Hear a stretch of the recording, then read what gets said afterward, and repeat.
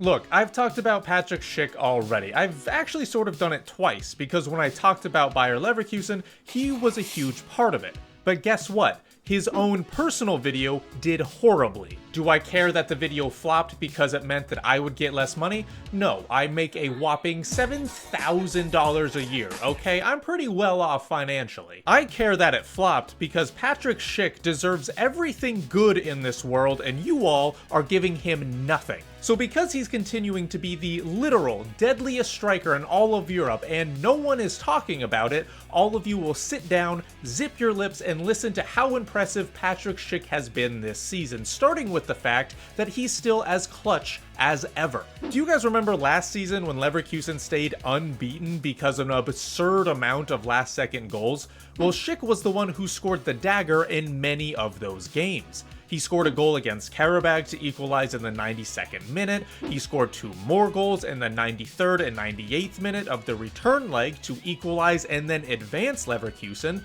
He scored a 91st minute winner against Hoffenheim. I mean, I think all of us were starting to lose our minds. What's funny is that, first of all, Leverkusen are still scoring these ridiculous last-second goals this season. I mean, for God's sake, Wirtz scored in the 11th minute of added time to win their first match of the season. We just don't hear about it because Leverkusen aren't unbeaten anymore. Second of all, Patrik Schick is still at the heart of a lot of these last-second goals. During the Super Cup final against Stuttgart, he scored in the 88th minute to equalize despite his team being down a man and despite him coming onto the pitch just 15 minutes before.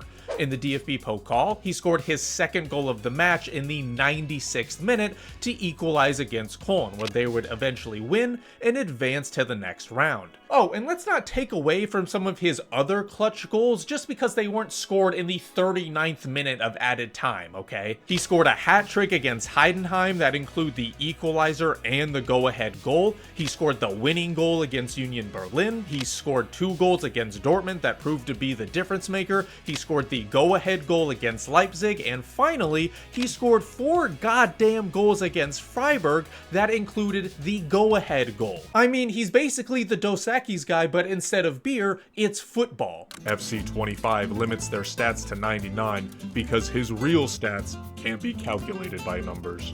Maradona had pictures of him on his wall when he was a kid. His jawline alone is worth more than a lesser striker's yearly wage.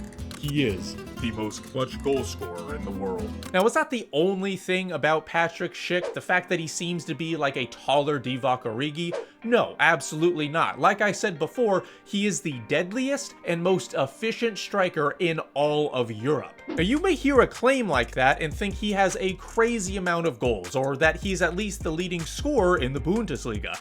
Well, the answer to both of those is no. He's currently 3rd in the league with 14 goals, and you could argue that he's leading in non-penalty goals, but I don't even want to use that argument, so don't bring it up. Okay, how about outside the Bundesliga then?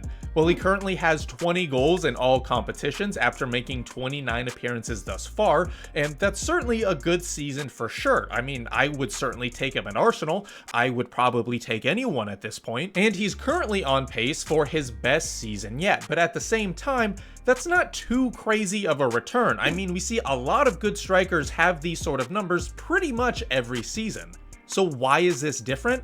Probably the fact that he's only played half the amount of minutes as some of these other guys. Harry Kane's played over 2,200 minutes in all competitions and over 1,500 minutes in the Bundesliga. Patrik Schick, on the other hand, has played less than 1,500 minutes in all competitions and only 840 minutes in the Bundesliga. Now, I'm not comparing the player's ability here, but if you're a striker who is consistently starting and consistently playing the full 90 minutes, you're just going to have more chances to score. And some people will need at least 10 big chances to bury one home, you know, Kai Havertz style. Patrik Schick, on the other hand, is the exact opposite. The anti-Havertz, if you will. In Europe's top 5 leagues, Schick has 1.53 goals per 90. Harry Kane is second with 1.24, and this is the leading goal scorer of the Bundesliga. In fact, the next 4 people under Patrik Schick all lead their respective leagues in goals. And what makes this even funnier is when you combine goals per 90 and assists per 90, effectively making it goal contributions, Schick is still second on the list, even though, and this is true, he has not registered a single assist in any competition all season. Now, Transfer Market says he does have one, but he was just the last Leverkusen to touch a ball before an own goal. That doesn't count. Come on now. Imagine being a striker that's so deadly, so clinical, so efficient that you don't need any assists or any penalties to make your mark in a match. All you got to do is put yourself in a good position, and then your feet that were touched by every single god ever known will do the rest. So Schick obviously has the talent to be a poacher, that guy who's just on the pitch for one reason and one reason only: to score goals. He's actually always had this talent, but injuries have forced him to miss many games over his career, and the only season where he managed to stay relatively injury-free was his best season. This year, he's finally healthy again, as he's only missed one single match due to injury, and lo and behold, he's dominating. However, he's not starting as many matches as he should. We just talked about how few minutes he's played this year despite being healthy, and I suspect it's because Victor Boniface is on Leverkusen as well. Both of these guys are talented strikers with their respective skills, so in a situation like this, you gotta go with the guy that's in form.